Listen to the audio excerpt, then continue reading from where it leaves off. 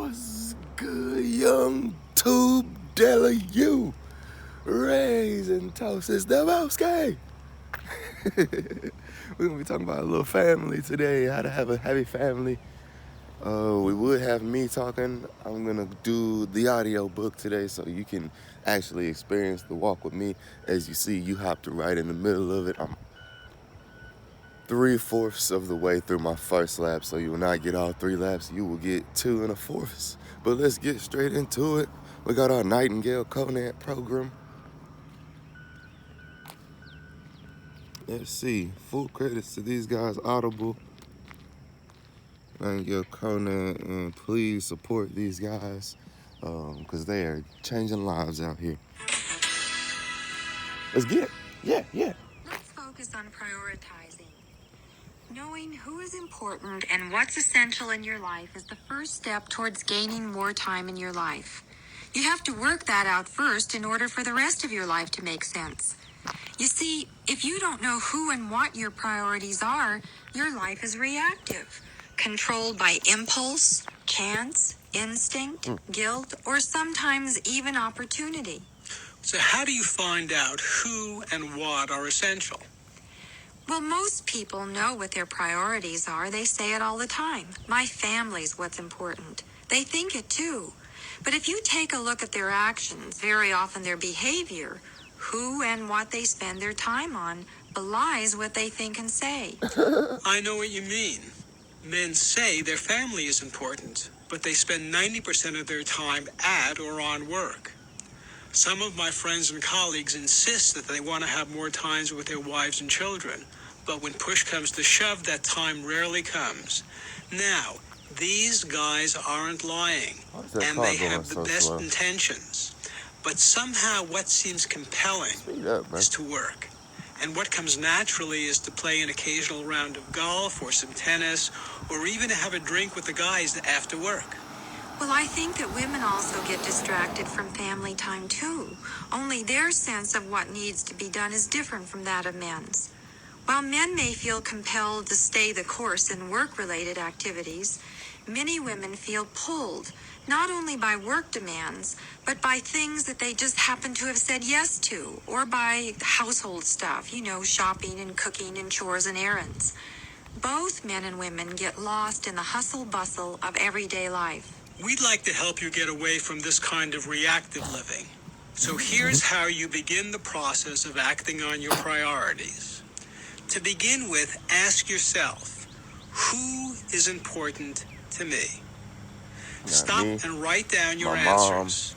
My baby of course, sister. If you're driving a car, don't stop right now and delay this part of the activity to another time. Taking the time to write out your answers to the questions who is important to me is absolutely critical. And let me tell you why. First, your thoughts become clearer if you put them on paper. Second, when you write down your thoughts, you have a permanent record that you can refer to. And finally, the very act of writing down ideas often reinforces your commitment to them. By the way, don't get worried that by writing these names down that they'll become etched in stone. This is a working paper, a first draft, if you will. Now or later, you might add names, take some off, or start all over again. This process, like others, can and should be updated from time to time to reflect the changes that occur in your life. Let's get started in figuring out who's important in your life. Perhaps we can help you with some ideas about who the who's are, and I'll start out by saying that one of my first priorities is my husband, Mort. Well, thank you. For you, the listener, it might be a wife or husband or a significant other. I myself would also write down the names of our children and my parents. I guess that would be it for me. Marjorie, you did forget someone. Really? Who? Well, you forgot to mention you. Oh, yeah, I guess I did. Now, I know this may sound strange to some of you, but we both think that it's very important for you to make you a priority. That's a big fact. Everyone benefits when you're healthy and happy, and certainly your family members do. When your needs are met, then you have the energy left over to spend time or to engage with them. So now, write the word me down on your list and do it right now. I'm glad you reminded me about this, Mort. Most people, and especially women, Yes, forget sir. to make their own well-being a priority, especially in today's hectic. Yeah, I was like, man, should I whistle? Let me make some noise early. Let me make some noise while I'm a little far You away. sure scared to death like What's going on? Oh man, just up watering my plant. I know it. Yeah, this my new series. So while I listen to what I've been listening to the books walking around here about 2-3 years. Continue helping our So now, in order to help, just like the people on my social media, you know, kids, Snapchat, Facebook, Instagram all day. So I just pretty much do that and film the book, and then every now and then I like talk, like the video's still going, and it's just a way for people to wake up and like the first thing they listen to, it ain't the news or it ain't cartoons or something crazy, but I got what's going on all the time with the fear, you ain't gotta, like, if you know it's out there, you ain't gotta wake up to it every day. So that's why I'm not in there watching TV now. right, but shoot, I got another lap. I'm tired of hearing it. Yes, sir. Hey, but I don't blame you, Just giving something, even if I get one person watching it, that'd be better than, listener develop his or her list. Who else might you suggest I'm be a on big it? deal. Well, there might be a grandparent or two, a sister or a brother, or maybe even more than one. A special aunt or uncle, a best friend, a step-parent or stepchild, your boss, or maybe even favorite employee, an in-law, a teacher, a minister, or a rabbi. If the person is important to you, related or not, write the name down. Now, let's talk about who shouldn't be on your list. I'm referring to those individuals Marjorie would call the guilt group, and you know who they are. People you think should be on your list because they're relatives, or you work for them, or because they like you so much. They're supposed to be on your list because if they weren't, you'd feel guilty. Nah, there's a lot of people. Well, do yourself a favor. For the moment, take them off your list, and we'll tell you how to deal with them later. None of the guilt. Realistically, I do think you may want to limit the number of important people you list to just a few, 5, 6, or 7 at the very most. Because as you will see, by identifying them, you're saying to yourself that you want to spend more and regular time with them. Okay, now we're going to discuss the second part of sorting out your priorities. What is important in your life? Now, this is a little more difficult to figure out because it's so encompassing. And I know you're probably thinking, where do I even begin?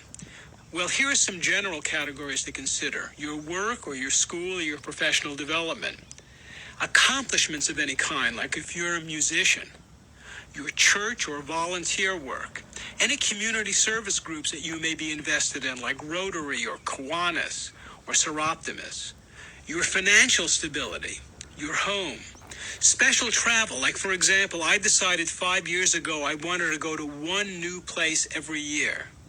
And finally, possessions other than your home.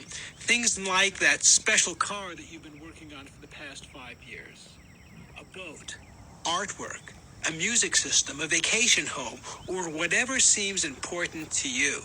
So now take out a second piece of paper and write down what's really important to you in each of those categories. Work. Now that you've identified what's essential in your life, circle 5 priorities that are the most important to you. The things that you would most regret if you are unable to realize them or to have them.